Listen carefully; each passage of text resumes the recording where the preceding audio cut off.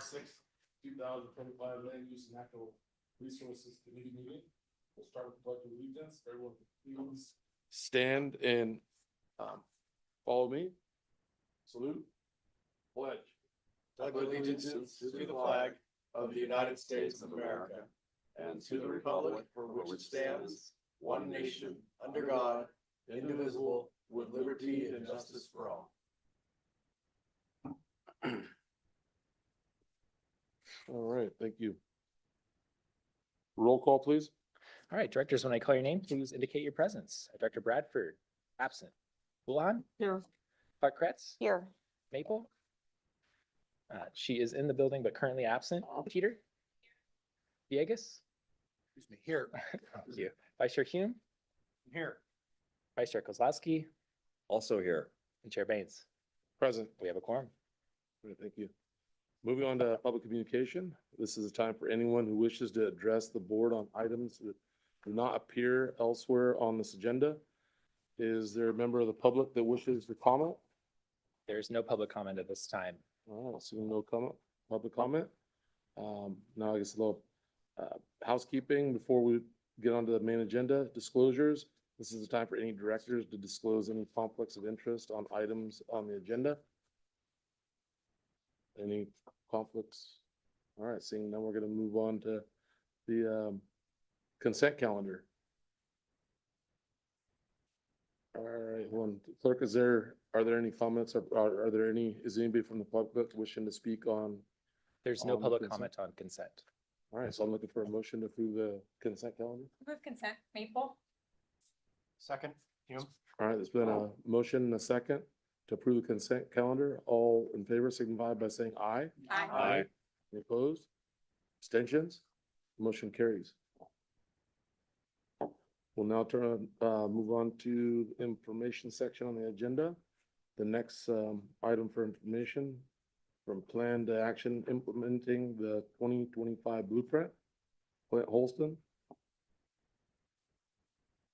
So we're just pulling up a PowerPoint here, but last month we were talking, I was here and we talked about some of the major milestones we've already achieved on the blueprint. We've adopted a set of land use assumptions, a long transportation project list that shows kind of our investment priorities for the next 25 years.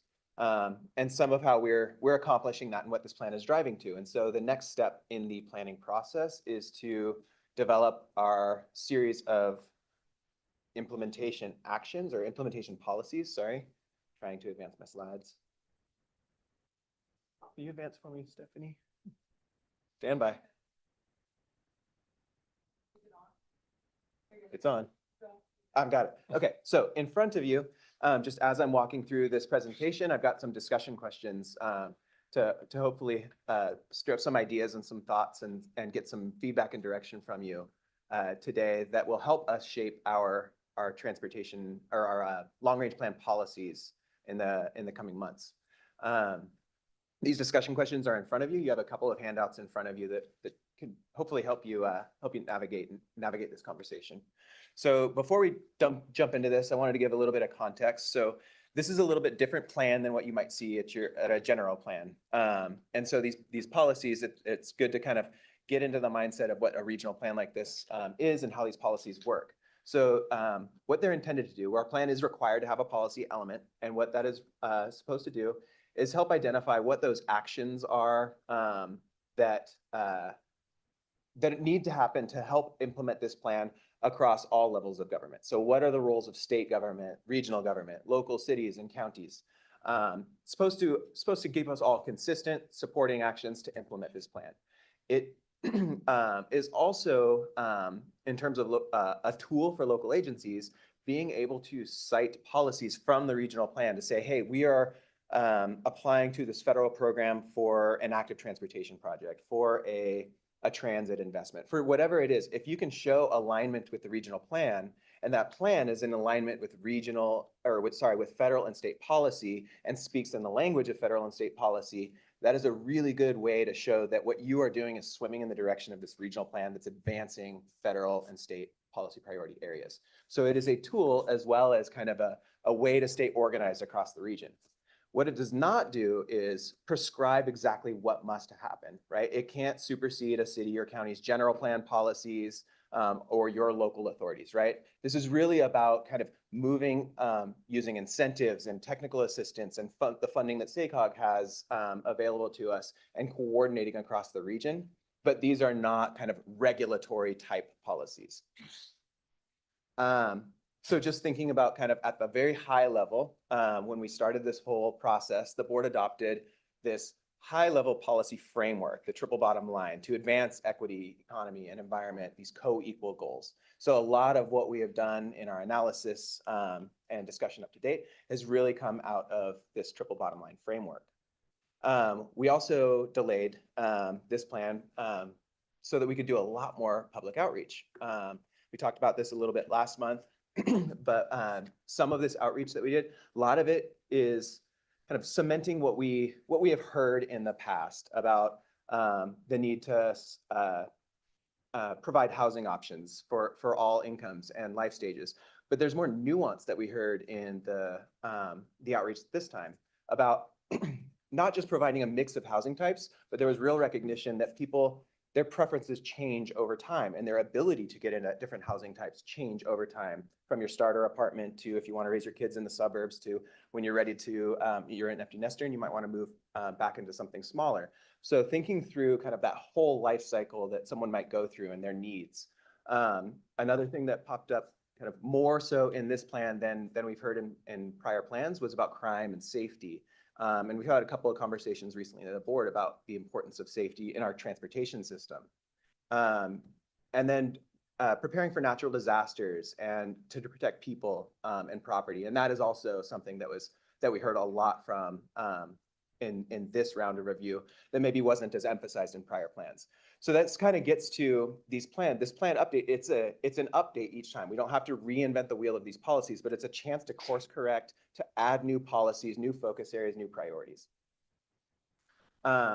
So this plan, just as a quick reminder of what we're planning for, we're looking to accommodate, an additional 550,000 people over the next 25 years.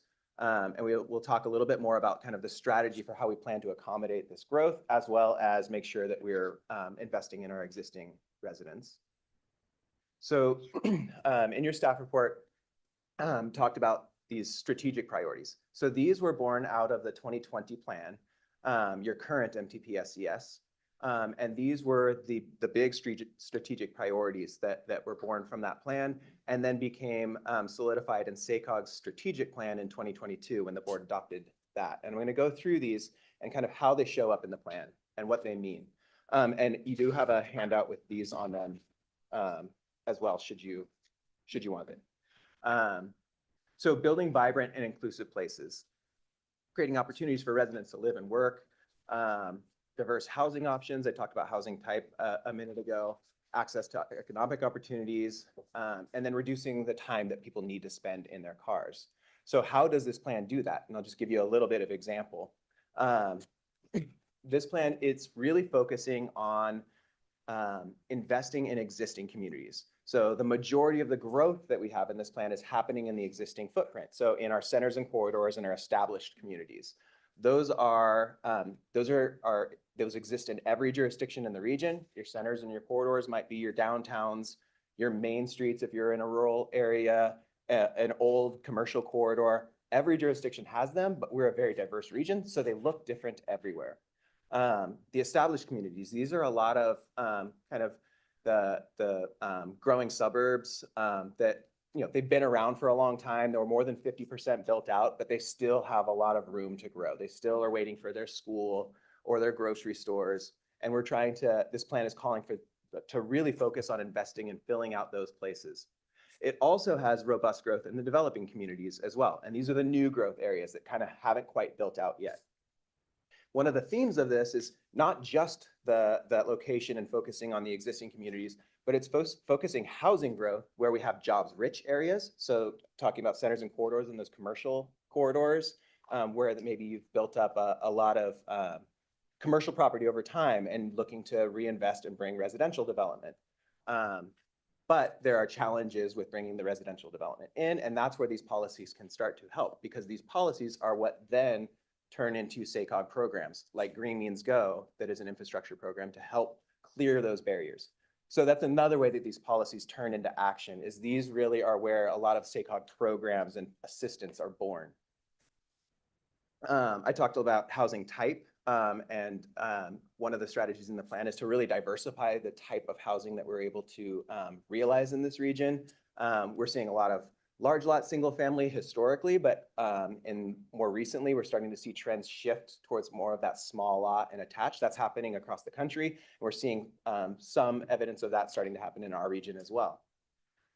So none of these things are necessarily just status quo, right? This plan is trying to look at what we could accomplish as a region if we coordinate our efforts. It's an ambitious plan, and so these policies are really there to help drive that forward.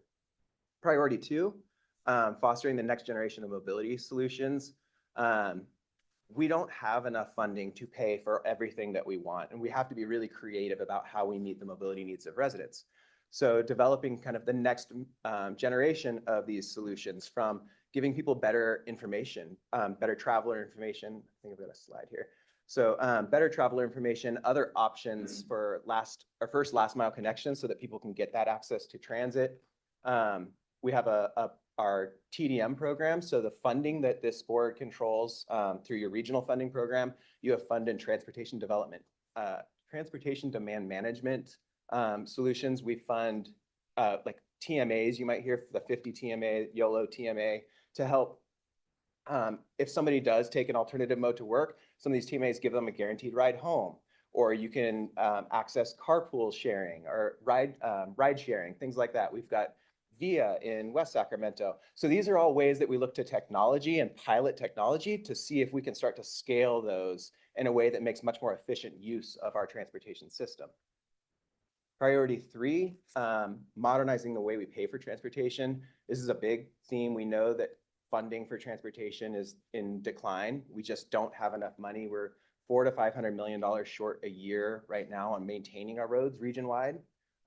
We had about $14 billion worth of capacity investments look to come into this plan. We only had about space for half of that. So we really need to find ways to, one, do more with less, but then also identify ways that we can create more sustainable sources of funding going forward. So looking back to your last plan, how this happened is one of the plan policies was to plan for major new expansions on freeways where we could look to express or pricing options like tolling, both to manage demand, but also to provide financing for those facilities. And this was the first plan where we introduced any type of pricing mechanism in our regional plan. And since that plan, we now have launched CARTA. We're working on our first tolling facility. And so it's another example of kind of how these policies transform over time into these actions. We're also joining the state, or we're part of the state working group on the California road charge. So we're tracking that. And one of the other policies in the last plan, the board's direction, was to really take a leadership role in helping define how, if the state is going to move into this more mileage-based of this road user charge model, that we're there to make sure that our interests, our regional interests, are considered.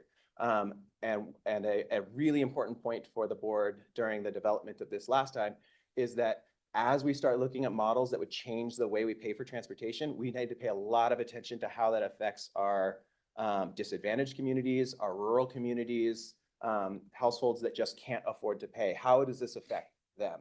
And can we make sure that whatever we're doing is sensitive to that, as well as sensitive to the demand on the roadways, and can change throughout the day depending on our needs and our ability to manage that. Priority 4, I mentioned we're falling short on maintaining roadways by about $400 to $500 million a year right now. So building and maintaining a very safe and resilient transportation system is another priority. One of the ways the plan does that is looks for the places where we have flexibility in the funding that comes into this region and prioritizing maintenance or investments in the existing system. So an example of that is the latest funding round. We've just finished a long process of kind of revamping the way that SACOG doles out funding throughout the region. And it's really focusing on that state of a good repair and maintenance. And that's just another example of kind of how this policy then falls into a SACOG program.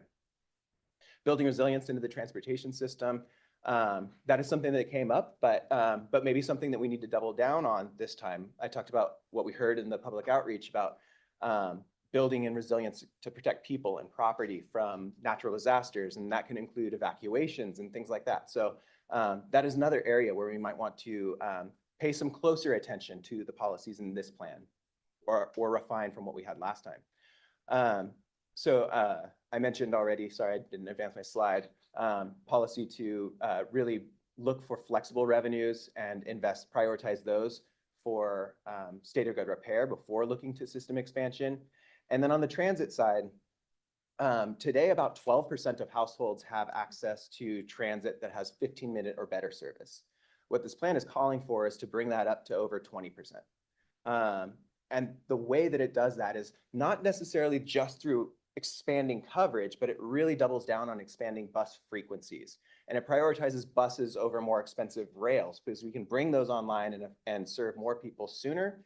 And if you can put those in the places where you have the types of land uses where it is easier to use transit, you can get to where you need to go. You can start to see kind of this nice cycle where you're building the land uses and they're supporting the transit system, and the transit system isn't always struggling to find money, right? We know that transit is really struggling today, but if we can make sure that it's a productive route and it's gaining some additional fare revenues, they're never going to completely cover the cost of transit, but it absolutely helps when we're facing such a fiscal cliff on the transit side. So that is a really fast kind of overview through these 4 strategic priority areas and how this plan is handling them.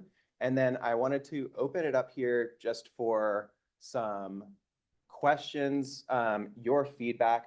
What staff will do is take any input that we hear from you today.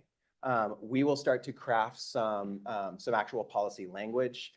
We have April to come back and continue this discussion. And then we hope to release this plan in May with a full set of policies. And so in front of you, you've got the policies from the current plan. They were also in your packet. You've got these discussion questions. I know this could be a challenging thing. This plan is big, it's very complicated, but just want to make sure that before we go down the path of establishing policies or refining our policies from the last plan, that we can get your priorities and your direction for anything that you think is of importance for us to be considering. And then I mentioned our schedule, but we'll come back in April. We had tried to have this conversation at the Transportation Committee this morning, but they didn't have time. So I'll be going back to them in April for some of their input. And then in May, we'll be hopefully releasing both the plan and the EIR so that we can be on a path to adopt by the end of this year. So here are those discussion questions, and feel free to jump right into these, or if you have questions for me on anything I just walked through, I'm more than happy to respond to that as well. All right, I think before we bring it to the board to discuss these questions, maybe I'll open it up to the public. We do have one speaker card. The request to speak was by Michael Andrew Barnbaum.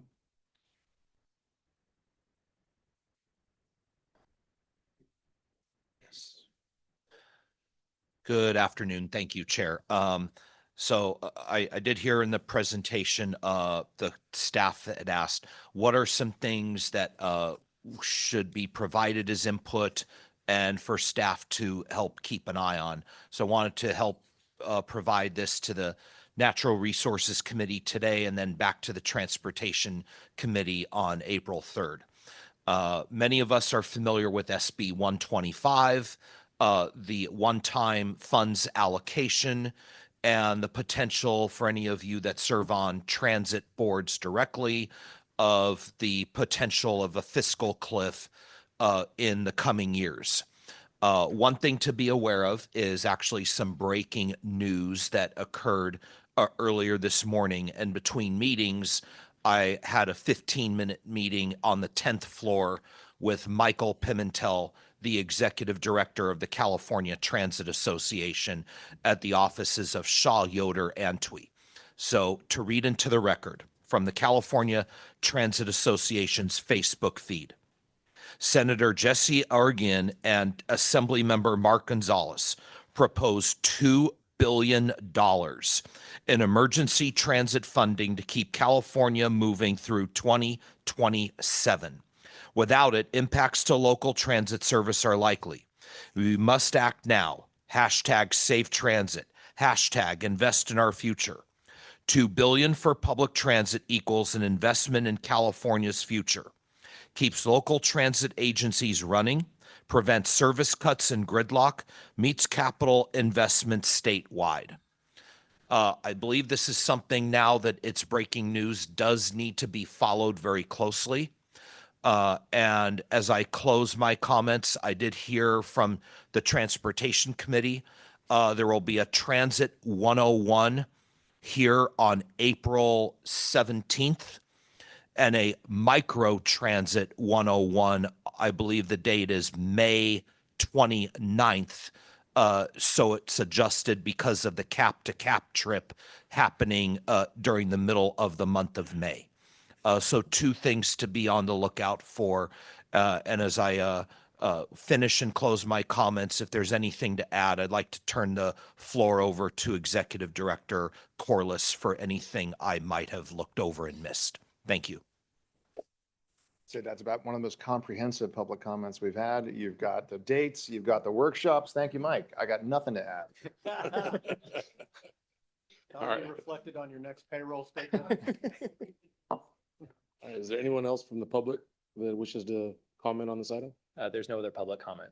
All right, so we'll bring it back to the board for discussion. Yes, sir. Thank you, Chair. I just have a couple of comments on policy 3.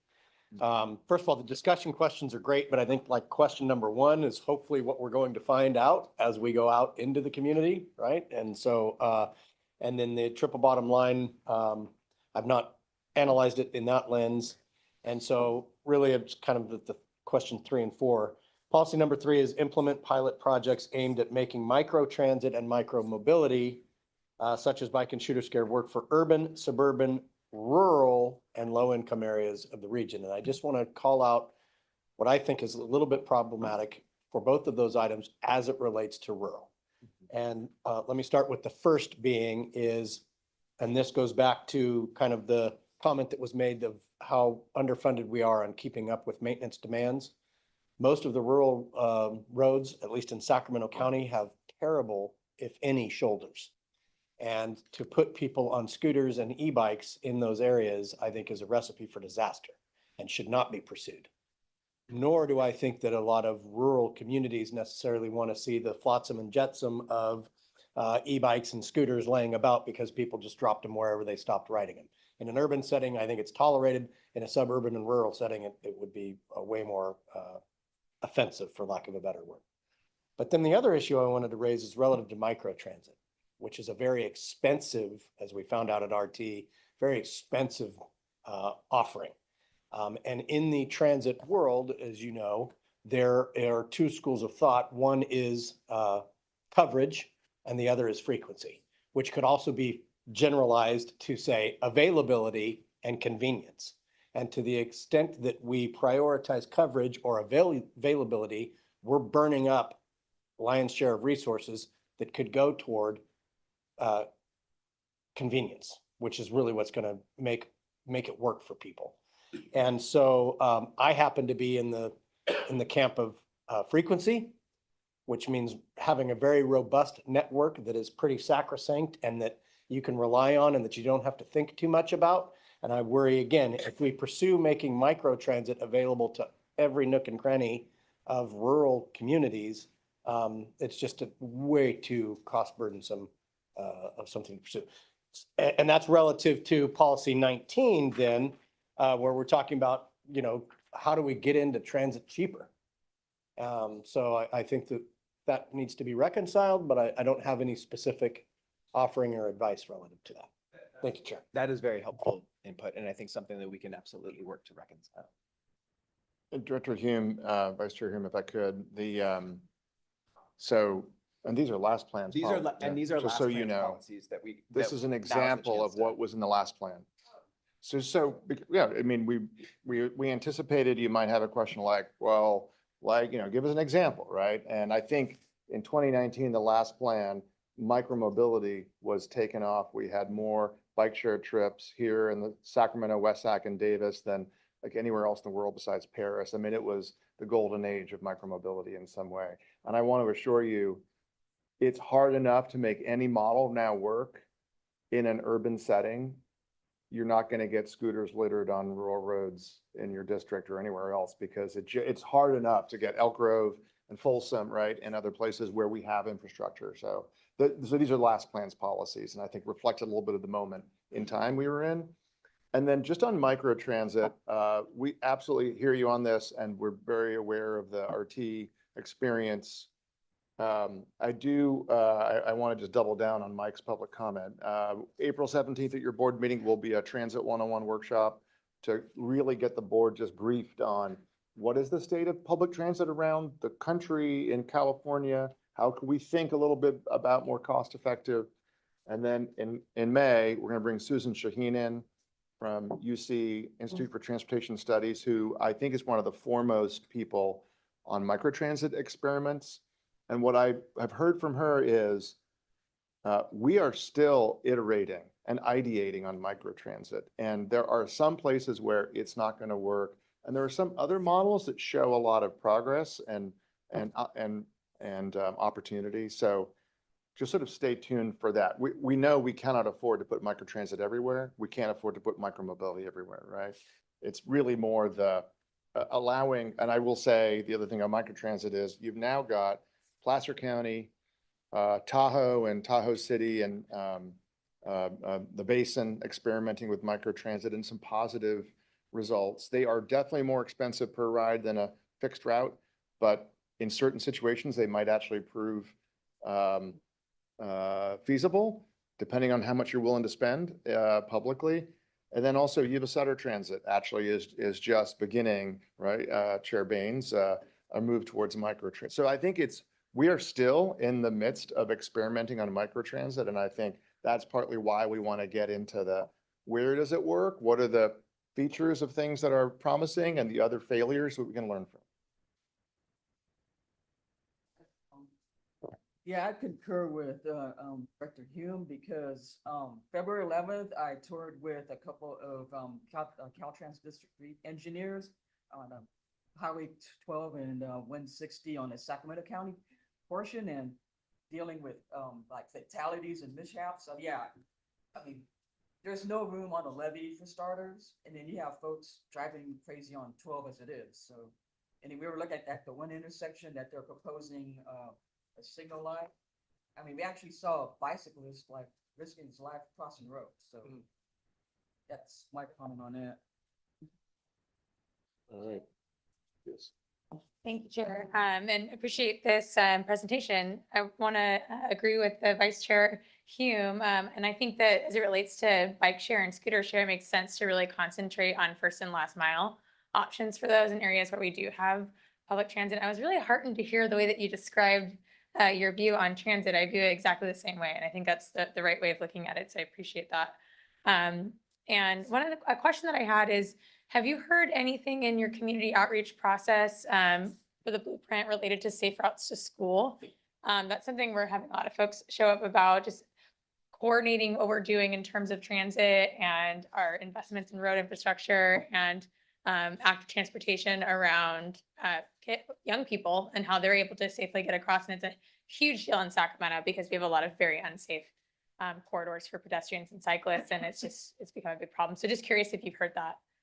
Yeah, I think we did and kind of captured it in a general theme that we had heard from many people just about safety on our roadways. But we did have some conversations about, especially about how kids are getting to school earlier. So yes, on the safety side and the safe routes to school side, but also on the school bus side. And we had done some exploration onto what would it take to bring school buses back the way they used to be? Because since I think in the last decade or so, we've seen like a 300% decrease in the use of school buses to get to school. And so that was something that we're also kind of investigating. It is as I'm learning, an incredibly complicated thing in California. But yes, we did hear a lot about access to schools and safety for kids. Perfect. And then on the note of safety, because it sounds like that's something that you've heard a lot from folks that you've talked with, we hear the same.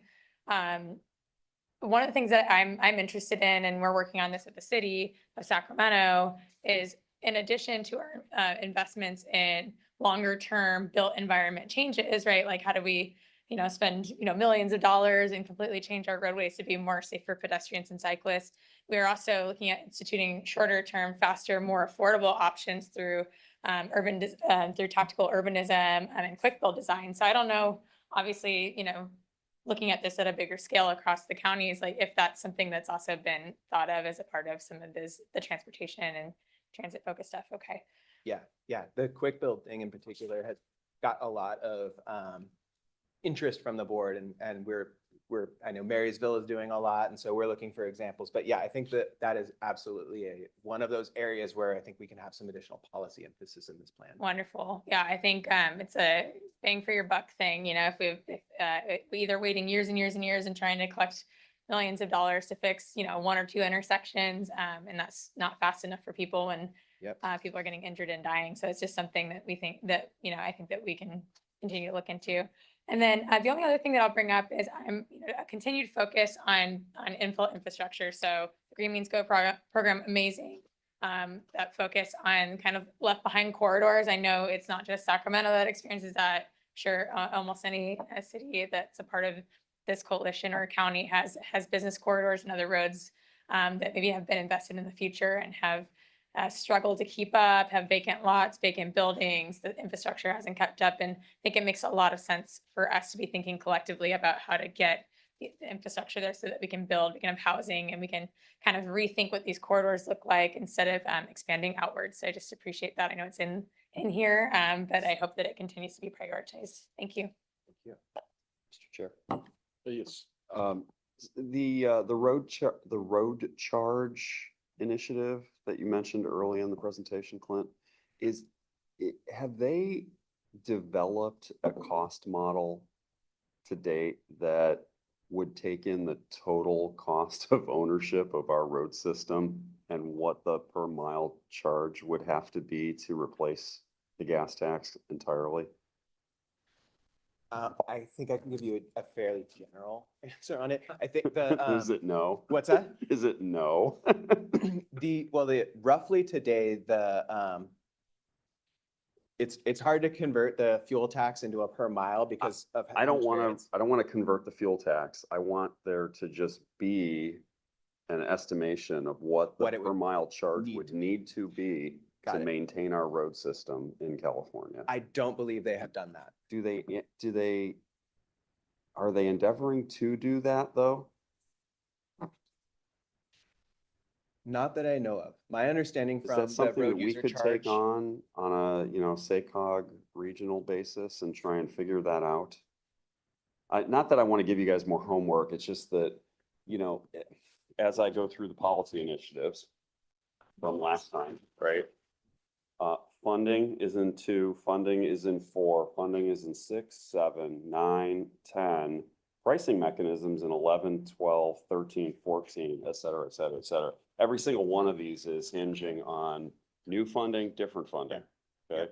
And if we're gonna have a overarching policy to encapsulate that need, perhaps we need to identify the scale of the problem Yeah. with some specificity. Yeah, I was actually just testifying at a state joint hearing between the Senate Transportation Assembly Transportation Committees on Monday afternoon on the road charge and the decline of gas tax revenues. Everything the state has put out so far, I'm looking to Clint for, is revenue neutral. And the challenge with that is every year they wait.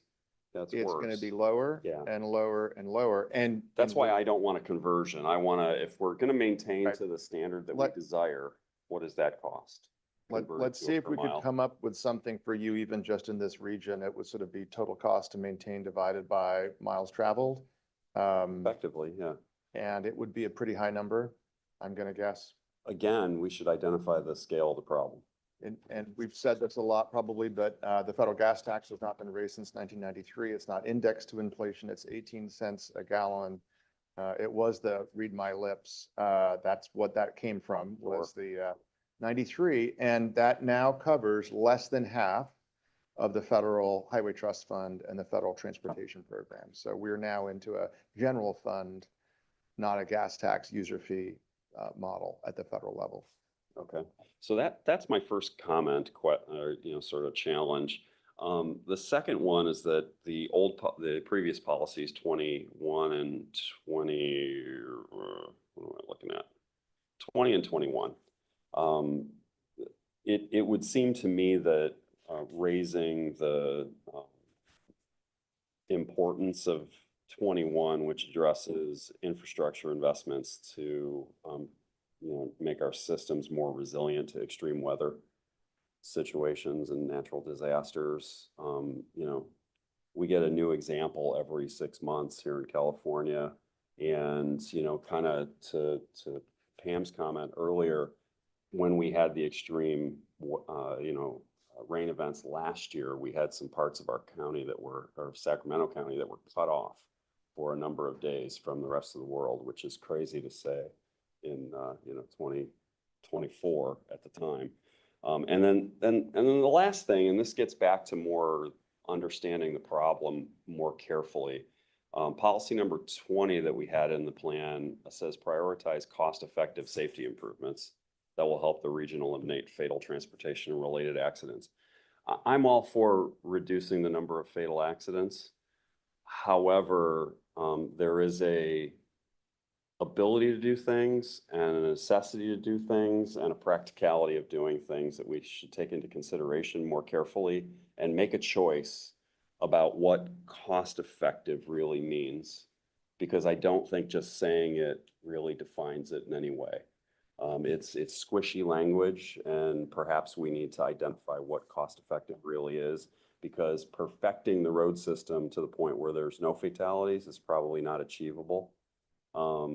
And spending millions and millions and millions of dollars to, take a bend out of one road, maybe it's worth it for that, I hate to be cold-hearted about it, for that 1 or 2 families every couple of years that have to deal with the terrible consequences. But is it really the investment that makes best sense in the grand scheme of things? So, we should define our terms, I guess, is all I'm saying. And I will. I just know say- there are some definition within, road planning standards. I get that.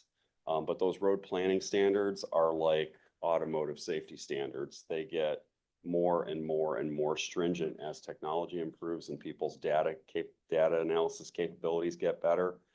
Doesn't mean that, but it also means that every incremental change costs that much more to implement. So. Another good preview to another board workshop in October. We've signed a contract for Chuck Marone to come to the Sacramento region. He came 3 or 4 years ago now. Has written a great book called Confessions of a Recovering Traffic Engineer. Obviously we can't wait till October to work on this, but I think we hear what you're saying. Yeah, and the absolute last thing is we have got to start funding school transportation programs again. State of California abandoned school buses, basically funding wise, some years ago. And the thing we traded it for is thousands and thousands and thousands and thousands of short trips every day by parents. And we've actually created a situation where it's going to be really tough to unwind that clock, but we got to start trying. So we got to get school buses rolling again in every school district and make campuses no drop-off zones as soon as those buses are available. Yeah, make the campus and 5 miles around the campus no drop-off zone, because all that will happen is the drop-off zone will move off campus first, and then another block away, and then another block away until they're at their house, and then we will have achieved our goal. That's all. Thank you very much I do have for indulging me. To your first question, I wrapped my head around your question about the fuel tax. Yeah. The state does a statewide needs assessment. And the road user charge, like James said, they're looking at revenue neutral, so just changing it over. The statewide needs assessment, we have about $3.4 billion of funding that goes into maintenance in the state now. Okay. if in 10 years, we want to bring the entire state up to where everybody's just doing your best practices. So you're doing, more preventive maintenance type things instead of your heavier stuff. Sure. You would need about $8.5 billion a year to get to that within 10 years. If you So divide it that depends by on vehicle how, miles traveled, what is it? what's that? So if you divide that by vehicle miles traveled, what's the God, I'd have to number? figure, I can get back to you. I Okay. don't know the top of my head. That's the VMT, simple but- math I but was yeah. looking for. Yeah, is we can do just that for you. A scale Mhm. statement, Yeah. so we can endeavor to get there. Chair, sorry, I have another quick question, if that's Sure. all right. Thank you. I was also thinking about electric vehicle infrastructure as one of one of the items on here. And as, I'm an EV driver, so I'm all for that. But also in one of my other hats, I'm on the Air District Board, and we recently committed some funding towards hydrogen fueling as well. And so obviously there's dual tracks that are happening, and seeing what's happening with the federal administration and kind of uncertainty around at least potential federal funding for EV charging infrastructure. Are we considering those things as a part of this plan too, right? So how much, momentum is there for hydrogen versus how much is for, electric vehicle infrastructure, and somewhere in between, so that, we're not putting all our eggs in one basket that may not be the basket that everyone else is focused on. Asking about Greater Sacramento, we're asking about Greater Kansas City. Totally different. Great questions. Yes, and I apologize for a slightly complicated answer. Yes, the plan does consider ZEV changeover.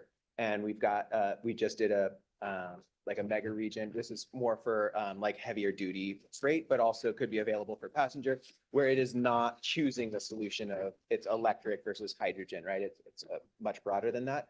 In our plan, while we do make the space for that type of planning, under SB 375, we're limited in how we take credit in hitting our greenhouse gas target with the EV side, right? So plan for it, but the state kind of has a plan in place for the transition to EVs. And what they're looking to the regions to do is, all right, if we've got EVs down, if you can help us a little bit there, we'll give you some credit for it. But what we really need from you is, how can you integrate land use and transportation to reduce the time that, or the distances people need to drive, or VMT, right? And so, yes, there's a multi-pronged approach on the kind of zero emission vehicle front.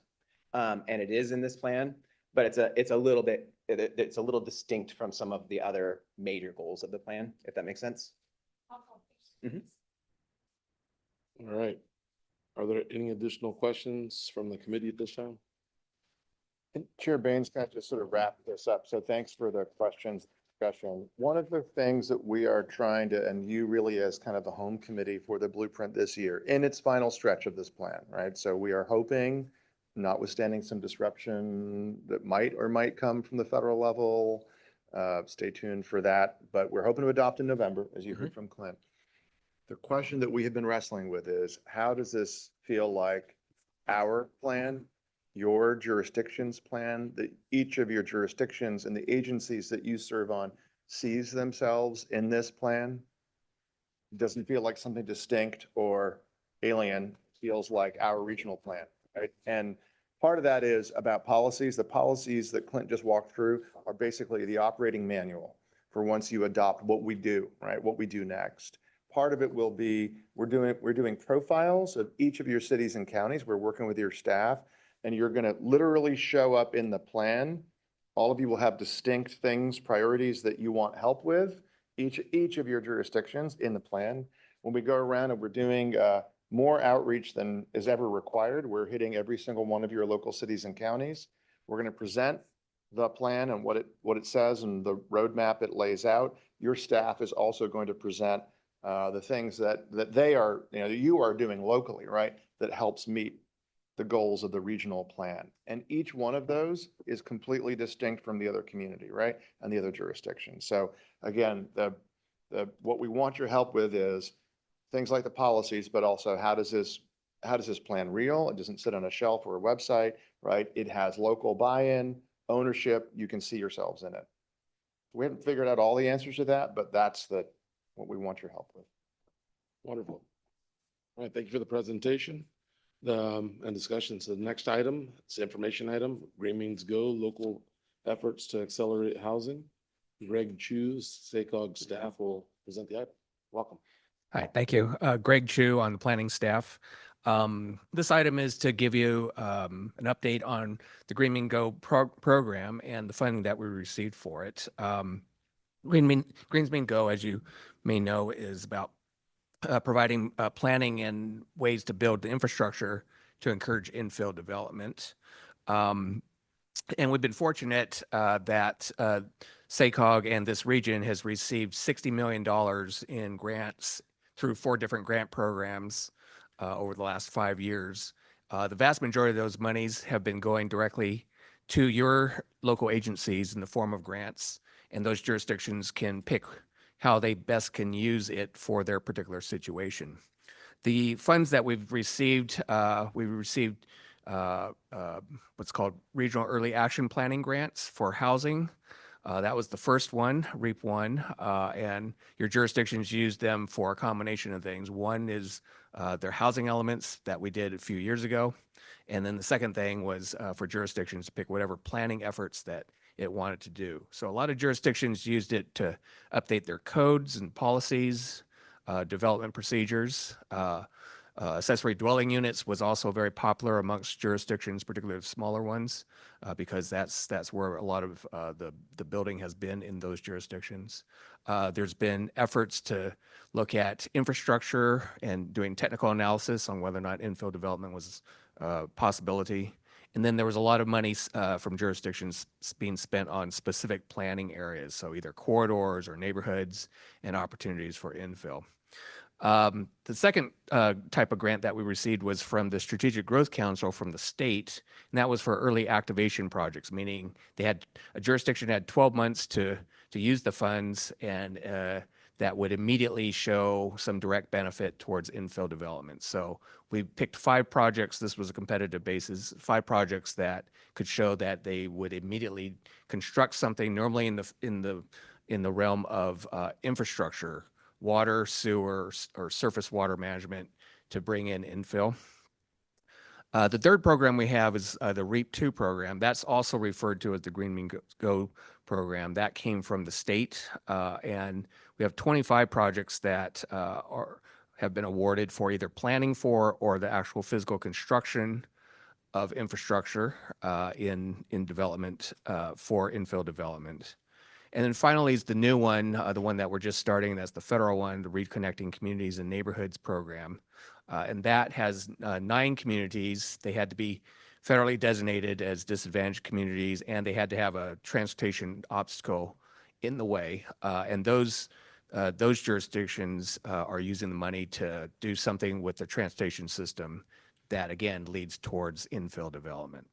So with all that, that's kind of where we've been, is focusing in on particularly the housing side of the equation. And what we're learning from all this is, one is every jurisdiction has a unique set of needs and circumstances in particular situations. So they're customizing how they use these grant funds to best use their situation. But the flip side is we're seeing a lot of common themes and a lot of things that jurisdictions can learn from one another. So for instance, with the small jurisdictions, the accessory dwelling units, that was the most popular thing that's happening. There's a lot of opportunities for those jurisdictions to share resources and experiences with one another. A lot of jurisdictions went through code changes, and some of them used each other's. They learned from what works or what doesn't work. So there's those opportunities for cross-fertilization within this region that I think that we can get some economies of scale. So that kind of summarizes where we've been and where we currently are. I'm going to have Dov Caden, who's also on the planning team, talk about what might be or what could be for the future of Green Means Go.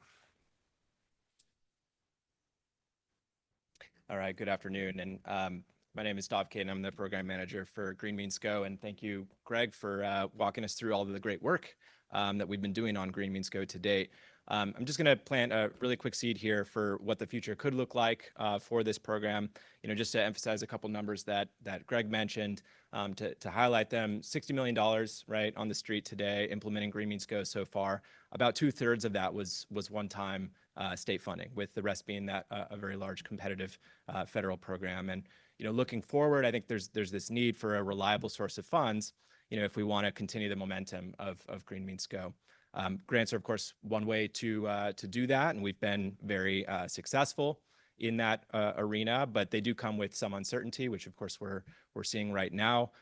Changes to budget health, to political priorities, right, can impact the types of grants that we're eligible for, we're competitive for, or frankly that even exist right now. And so we will, continue to certainly pursue grants under the Green Means Go umbrella as they present themselves over the next few years. But just kind of given that reality, we also kind of want to find what we can do, I guess, to be effective in the absence of reliable competitive grant programs moving forward.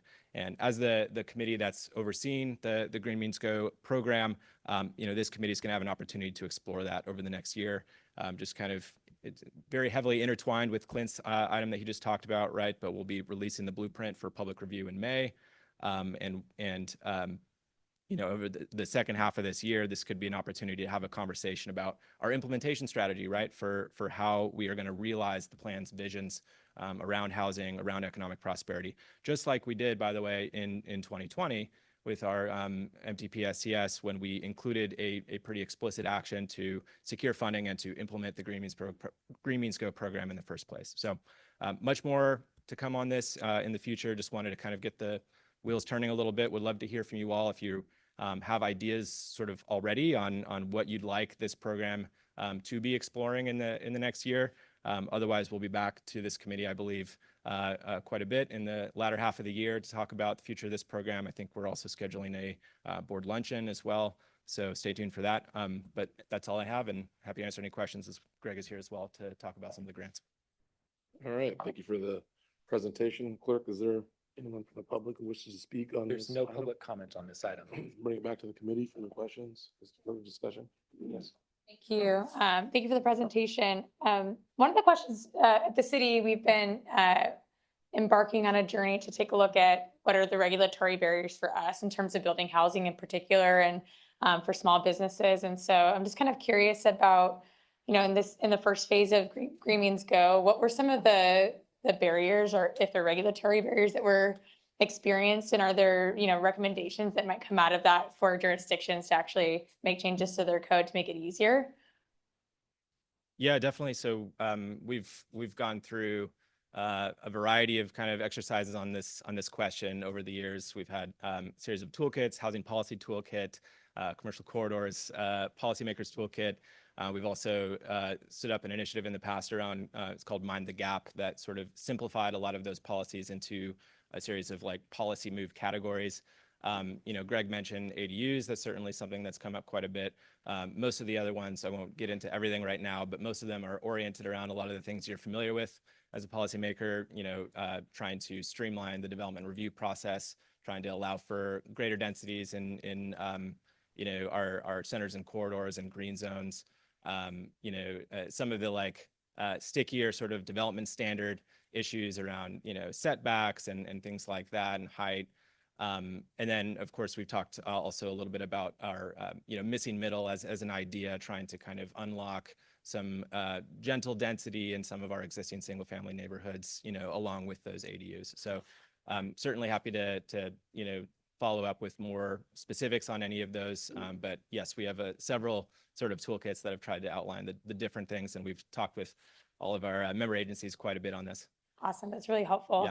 Yeah. And then this, I guess, is more of a statewide issue, but I'm curious how it has potentially impacted some of the projects that you've seen through SACOG, and that's CEQA, right? And obviously, I think it's kind of the elephant in the room oftentimes is that I think most people would agree that we probably need some CEQA reform at the state level, but kind of nobody wants to tackle it, the big sticky political issue. And so just curious if that's something that SACOG's ever engaged in at the state level, and if there are things that we can do from our positions to advocate for those types of reforms. Yeah, when we initiated the Green Means Go program, part of what we did was sort of a listening tour with, you know, builders and member agencies, special districts, everyone. And CEQA comes up frequently as a part of that conversation. So it's you know, you're absolutely correct that this is identified as a barrier everywhere. You know, we do what we can at SACOG to try to take advantage of our CEQA streamlining opportunities that are afforded through our plan. That's certainly one option. And then, as you've noted, it's been a very challenging issue at the state level to reform. And there's been efforts, of course, over the last 10 years in particular to try to chip away at different components of that. You know, if you're following the legislature right now, there's quite a few active bill ideas that are chipping away once more. And we do have advocacy efforts, I believe, where we will participate and weigh in on that. But I don't know if you want to add anything, Clint or I was James. just going to add on the CEQA streamlining side of things. Our plan and the SCS and 375 offers some streamlining benefits to projects that are consistent with the SCS and meet certain criteria. Those streamlining benefits just haven't taken off the way 375 originally wanted them to. In the city of Sacramento, of course, you have kind of a master EIR, and that offers you a much kind of more potent path to CEQA than what our plan does.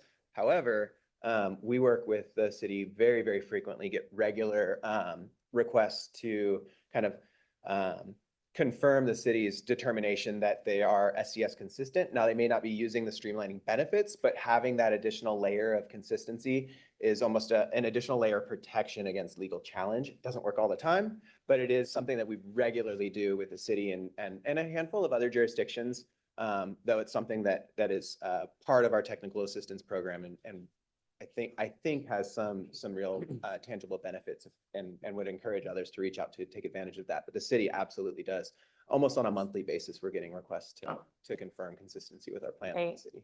Thank you. And then just one last comment, you know, as we look towards the future of Green Means Go, and for me, that would be just a continued focus on affordable housing as this is a tool to prompt more of that. I know that's a concern, not just in city of Sacramento, but all across the region. We really struggle to build and maintain enough affordable housing for folks. And so I just see that as a key priority.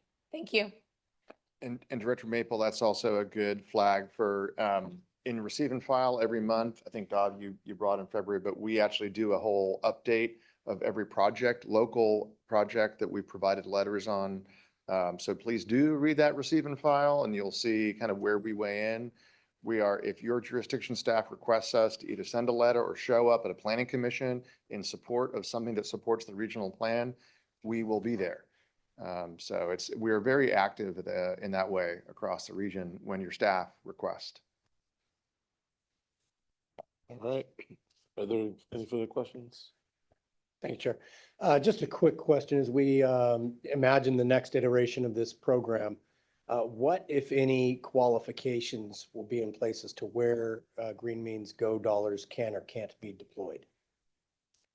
So that is entirely up to the discretion of the committee and the board. I think in previous iterations and grants that we have allocated out through this Green Means Go program, we have restricted grant funding to green zones, which are locally nominated areas that are kind of within existing communities that exist across the region. But you know, I think this is a live question as we start to move forward.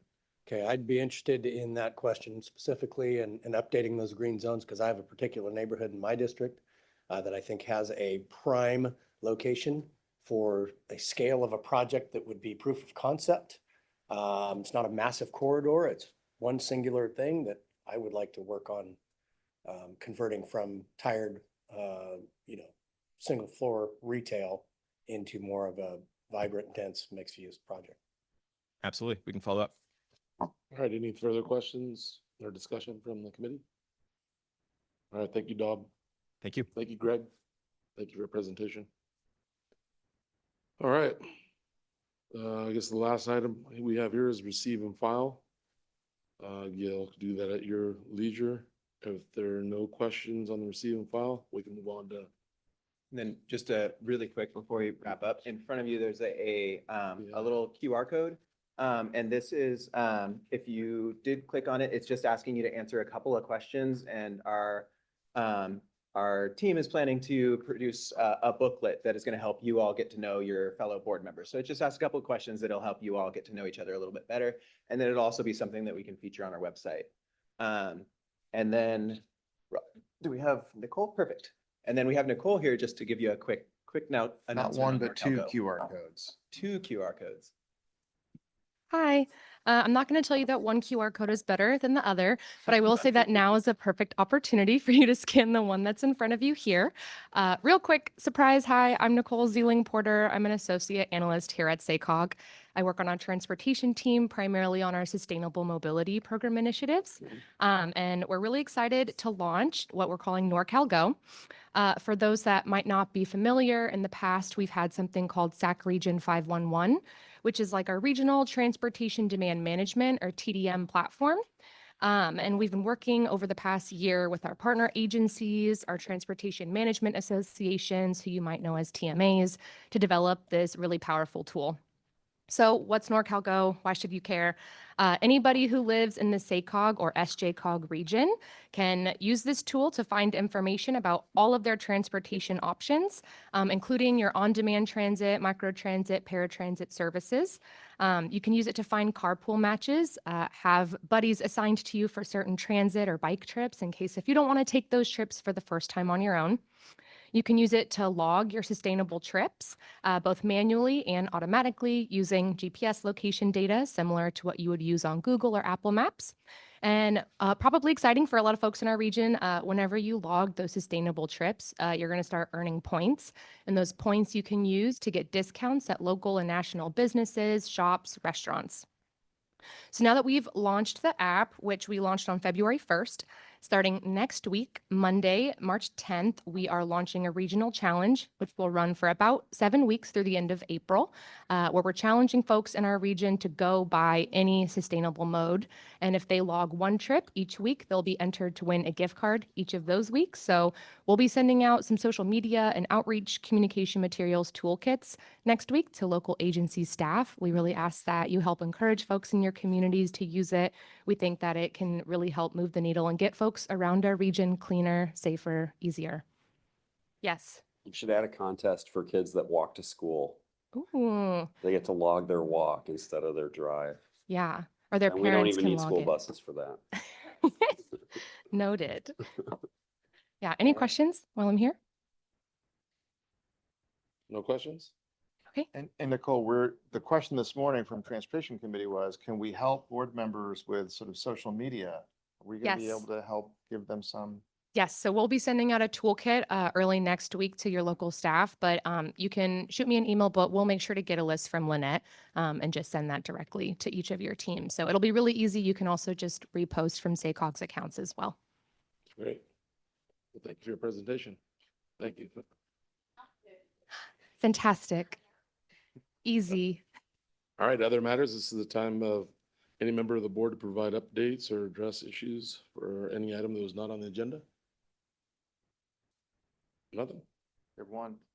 8:30 Rockland bus tour before your next board meeting. Just a reminder.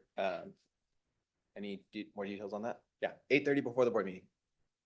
I know Vice Chair Gayaldo would love to see you, and there will be donuts as promised. What about zip line? Maybe. It depends how well the board meeting goes. 8:30 to 9:30 bus tour, 9:45 board meeting start. It's at the Rockland Event Center. We'll get information to you. You are not coming here. You're going to Rockland. And it'll be a great bus tour. It'll feature a lot of things happening in Rockland, including Sierra College. So see you hopefully on the bus. All right. And those donuts are the best in the United States. They were voted. Just so you know, they All righty. only Meeting's the adjourned. best. Challenge. It's a challenge.